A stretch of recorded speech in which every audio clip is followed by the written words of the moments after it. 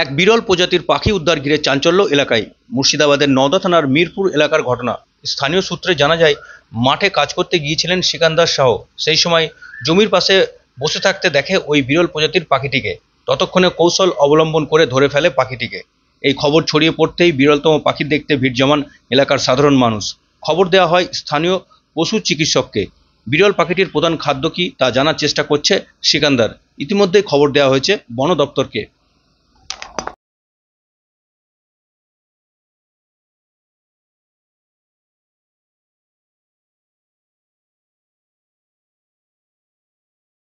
এই পাখিটা দেখলেন, চিনতে পারছেন? না, আমরা চিনতে পারছি না, দেখিনি কোনোদিন।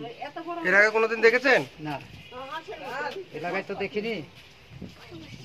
আপনি তো দেখতেছেন, নাম জানেন পাখিটা? তা বলছি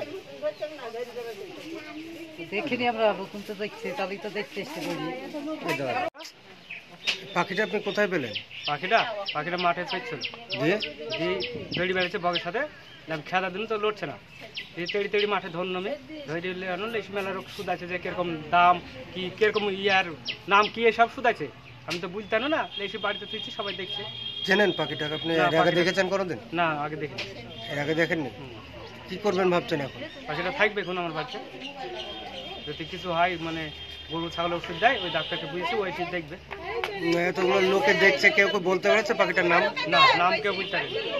কেউ দেখেছে বলেছে? না। কিছু খাওয়া দাওয়া কি করছে? খাওয়া দাওয়া কিছু করেনি, খালি পানি খালি। অসুস্থ কি? অসুস্থ এমনি বুঝতে পারছি না, পায়খানা যদি হয় তাই হইতে পারে।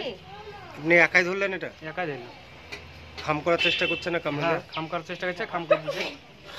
খাম করে দিয়েছে। এখন কি চাইছেন আপনি? থাকবে পাখিটা বাড়িতে, বাড়িতে থাকবে, ওর খাওয়া দাওয়া পরিচর্যা কিভাবে করবে? সেটি দেখতে হবে, আমাকে সেটি করতে হবে। আপনার নাম? আমার নাম সিকান্দার শাহ। এটা কোন জায়গা? মিরপুর।